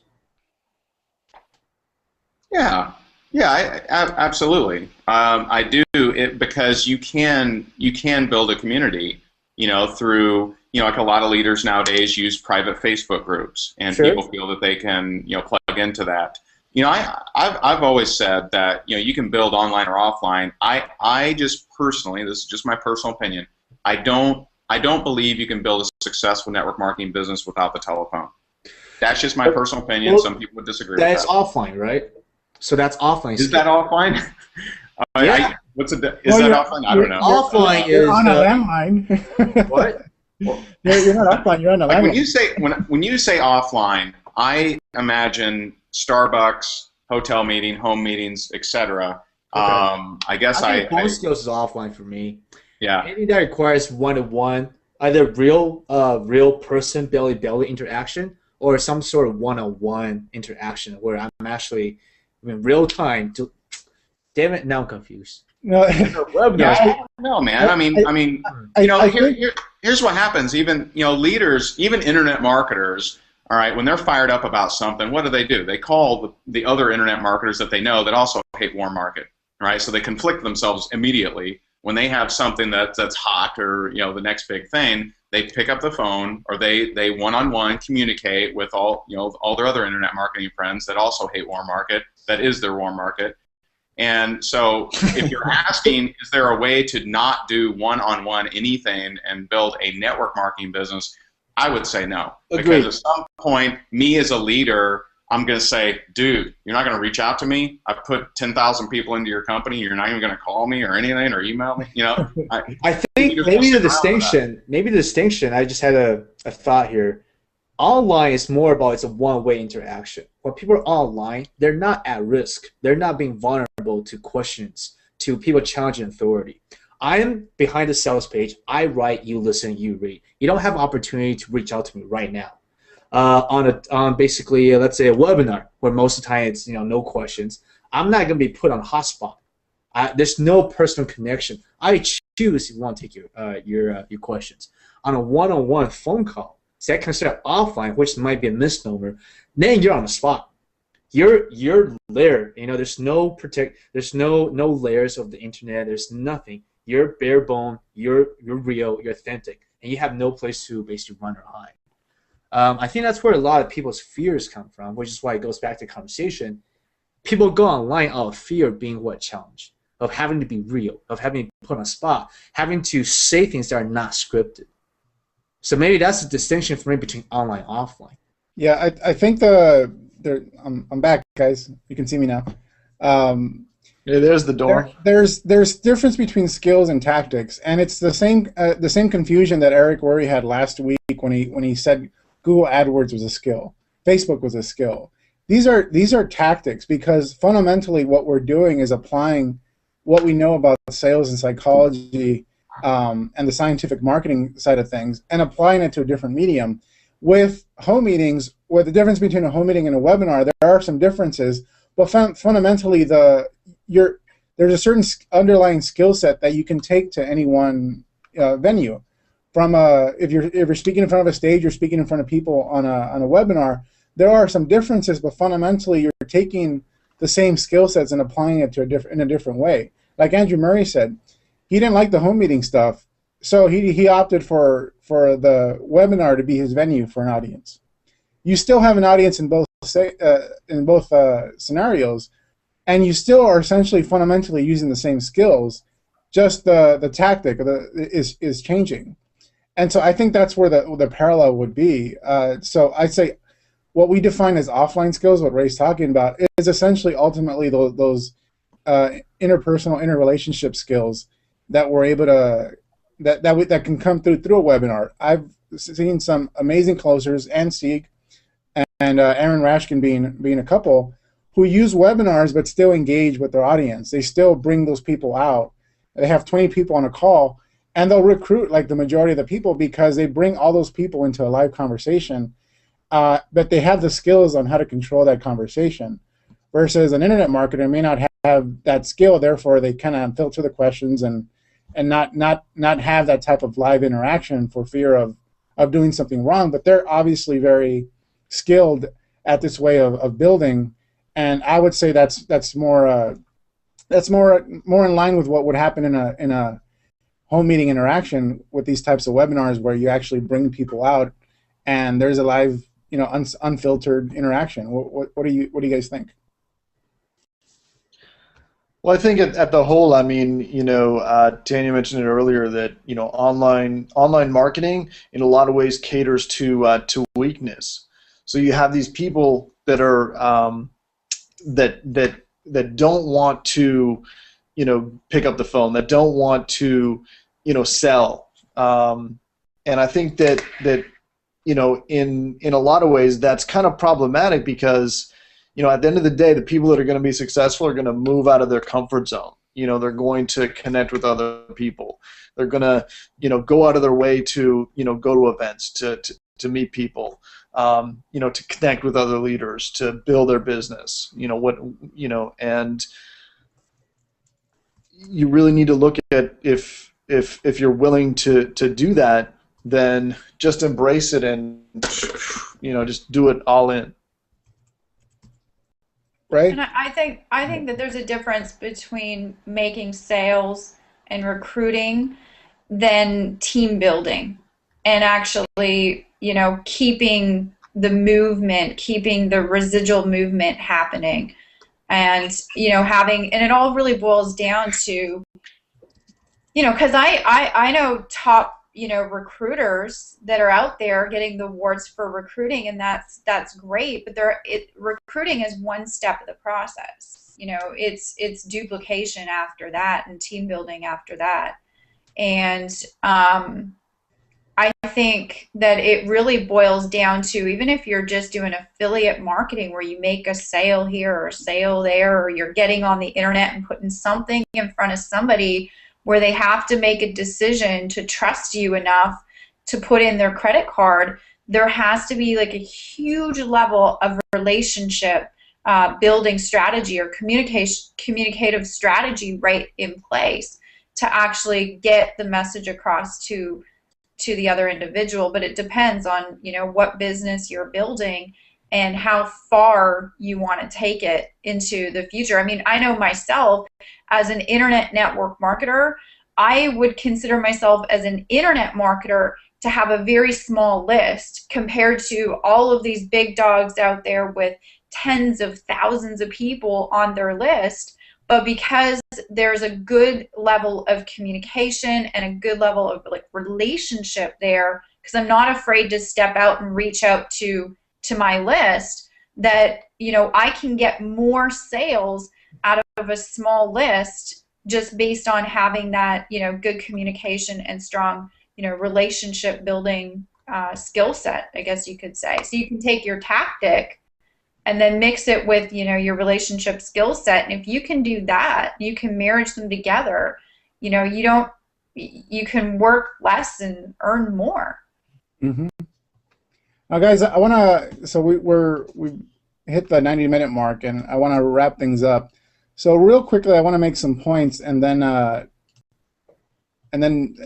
have some closing thoughts with regards to our discussion here, because we've talked about online and offline, even some kind of like misunderstandings as to what offline actually means, and for me, it's just about skill sets. The mediums by which we choose to communicate, whether it's a webinar or a phone, are constantly evolving. Eventually, now we're using Voxer. We can, we don't even have to text message anymore. We just send a voice recording back and forth like a walkie-talkie with people. The mediums are changing, and that's what fundamentally I believe traditional network marketers have to embrace. Times are changing. The underlying skill sets that people have to acquire will not change. The way you build a network marketing business fundamentally will not change. The way you do scientific marketing online through internet marketing will not change. You still have to track. You still have to track conversions and see if you're getting an ROI when you're investing. But the technology will change. The way we communicate will change. And that's what we have to adapt. And that's the hard lesson that I believe traditional networkers have to get. Because pretty soon in the next 5 years, I believe, there will be people joining their organizations that grew up with technology. There's a kid right now that's a sophomore in high school that I do martial arts with that actually is starting to learn how to program iPhone apps. He's programming as a sophomore in high school iPhone apps, and he's enjoying it. So for that guy, if you tell him if he wants to go into business and you offer him an opportunity, and somehow you're not using mobile communication as part of what you're doing, he's going to look at you like you have two heads because, hey man, this is what I do. This is what I'm good at. What do you mean I have to go have home meetings and do all this other stuff? There's kids as early as 5 years old that are learning how to program, some basic programming skills. They have toys that they're programming. This may all seem Greek to all of us. I mean, I didn't learn how to use a computer until my freshman year at MIT, and that would talk about a steep learning curve because everyone around me already knew how to use computers and program. I didn't. So and even then, I'm not a programmer anymore. I'm not a skilled programmer. I don't do that anymore. But Ray and I are considered the techies of our worlds. We're nothing compared to what's coming. And so we have to adapt. Times are changing. And I think to alleviate some of the concerns, what you choose to employ in your business, especially as a network marketer, network marketing leader, I believe, has really to do with giving people the opportunity to leverage the internet, leverage technology to save time, to save money, but it doesn't necessarily mean that you're asking them to learn a technical skill. In internet business, essentially, the leverage it offers is it offers the ability to compress time. You know, having a webinar with 100 people is probably more efficient than having home meetings with 5 people, every single day or every single week.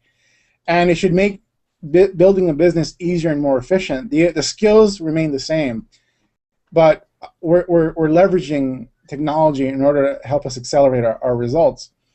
So efficiency for me is keeping people focused on what makes them money. In a direct sales business, it's focused on traffic and leads. In a network marketing business, it's focused on essentially creating those duplicatable tasks, those systems that allow your organization to grow. The systems should take care of the things in someone's business that don't make them a lot of money. Getting lots of leads and even arguably recruiting a lot of people does not make you the big money in network marketing.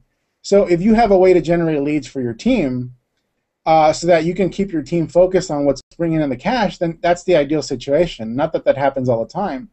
But ideally, if you're going to leverage the internet, that's what it should be. So efficiency with the internet, if we're talking about network marketing, is we have these essentially fundamental 3 different steps: get leads, get prospects, convert those prospects, and train those people that come in to do 1 and 2. In network marketing, the focus should really be on 2 and 3. And if at all possible, the way a leader can leverage the internet is to build an online system that can generate leads for their team. Therefore, you're giving your team members the opportunity to leverage the internet without asking them to learn internet marketing. Because what are they going to do? It's like, oh, hey, Mr. Leader, I'm going to go learn this internet stuff so I can generate my own leads. I was like, what for? We're doing that for here. First, learn these fundamental skills, and then you can graduate to doing those things. Right now, you already have the leverage. You're getting tons of leads. We're providing them for you.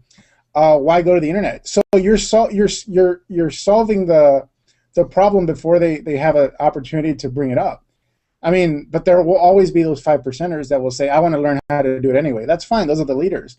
But this is how you solve the issue of people going to the internet out of weakness and out of desperation because they're obviously not getting something. If somebody's going to the internet out of weakness, it's because you're not providing them the proper training in order to be strong as a leader.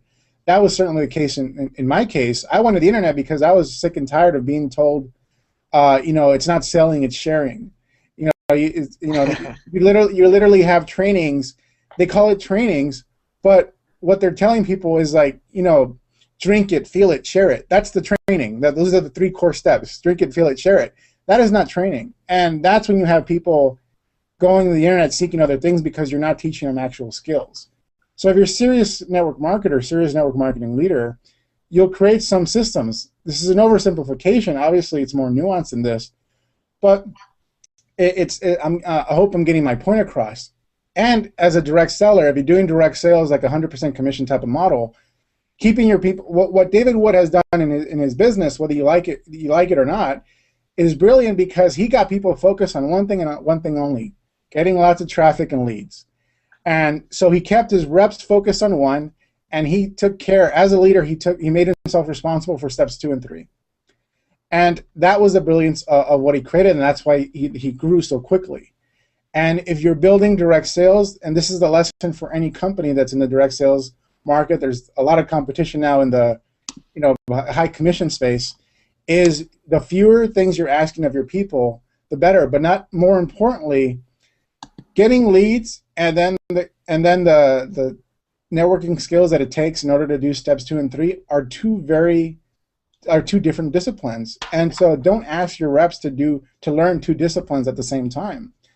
Have them focus on one discipline before they move on to the other. But success on a grand scale will ultimately be determined by the type of business that you're in. Guys, I want to get your feedback on what I just said because it was a lot to take in, but I think it's an important one if people want to learn how to use the internet. Anyone? I'll go first. Sure. Since everyone else is quiet and I'm defeated by 4 guys. Diane, where are you? I 100% agree with everything you said, Ferny, because at the end of the day, what network marketers need is more people to talk to. There's skill set and that's there that can help, definitely. But at the end of the day, the reason why I came to the internet is because I needed more people to talk to about my business. And I knew that there was a way with using Google. There's people typing in work from home, how to make money online. How do I get myself in front of those people? And then how do I, at the point where my team actually gets to the point where they are at the same position as me, going online, searching, how do I give them the skill within the team to keep moving forward so that we can keep getting, more of that duplication? Mm-hmm. And the worst thing that we can do in our business is hit a roadblock. I mean, that doesn't feel good. That what feels good is having results and having numbers every week flood in. So how do we, as a leader in our business, how do we, get the skill set, combining both, and keep moving forward? And I know for me, I love the internet. I wouldn't change it for the world. I love it. I love it that we can go worldwide in our business if you have a worldwide business. And just think about this, as a leader in network marketing, if you got really good at generating leads, and you don't need 100 leads a day to get really good at what you're doing and sponsor, 1 to 3 people a month or a week, if you will.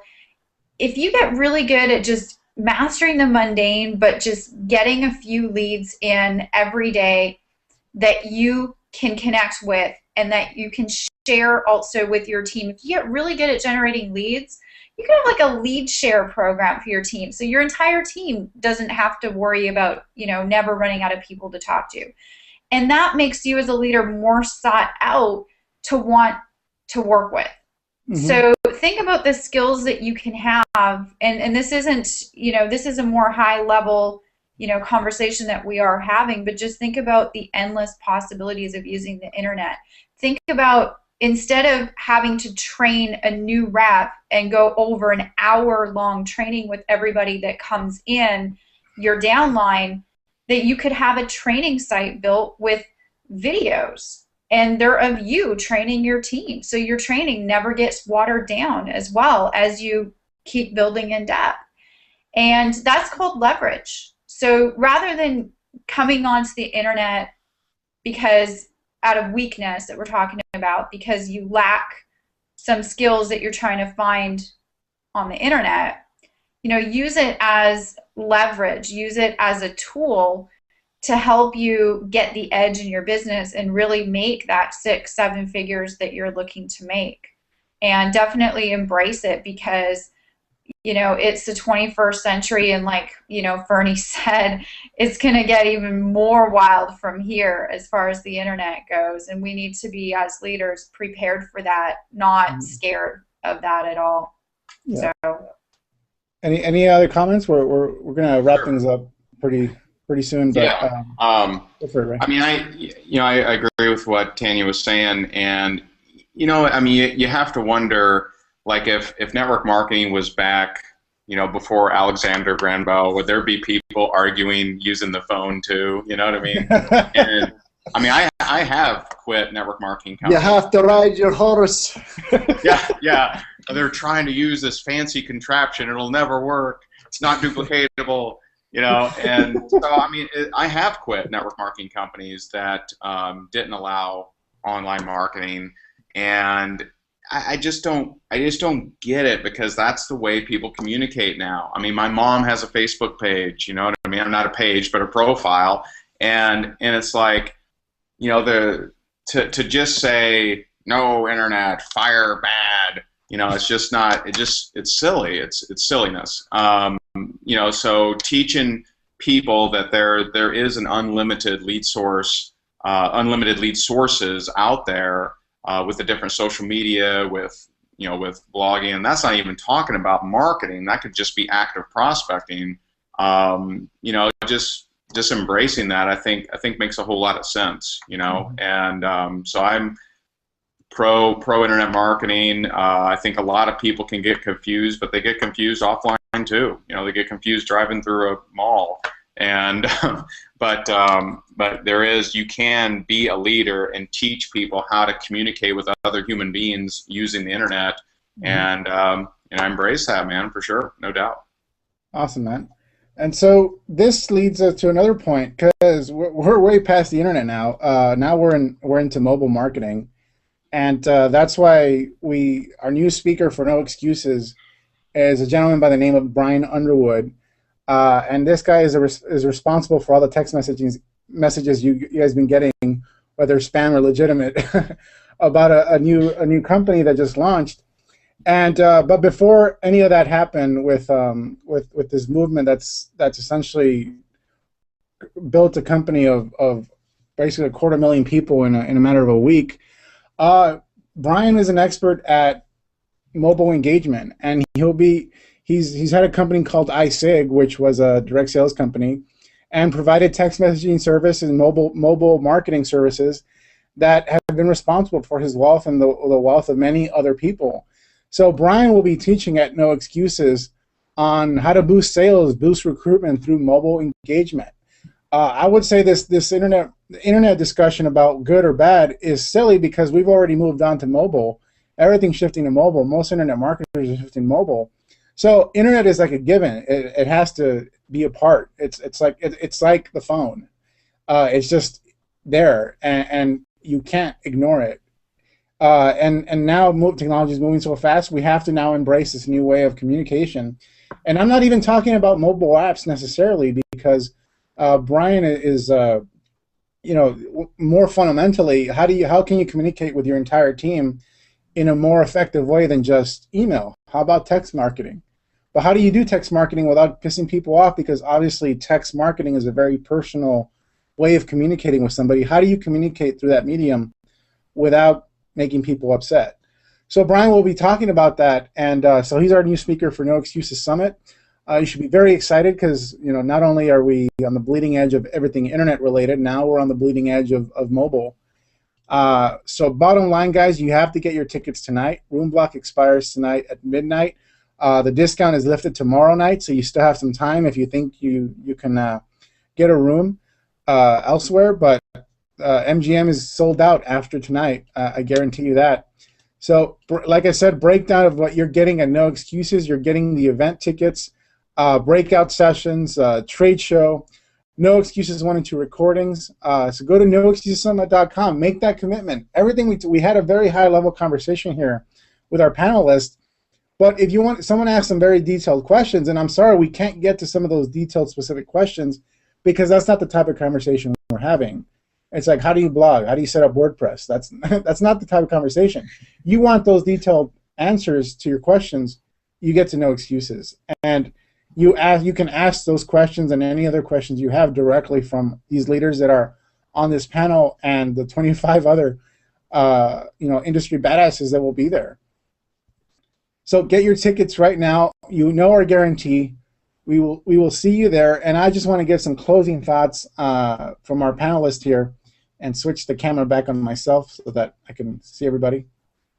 So any closing thoughts before we check out here, guys?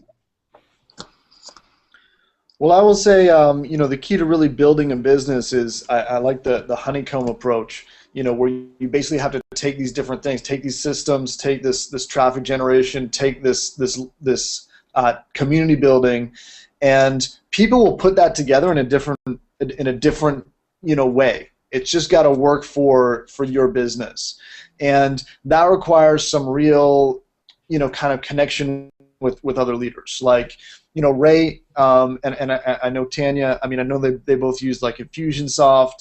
So that's one way of like putting it together, but you need to just realize that we have different ways of building our business, and embrace the way that you need to build that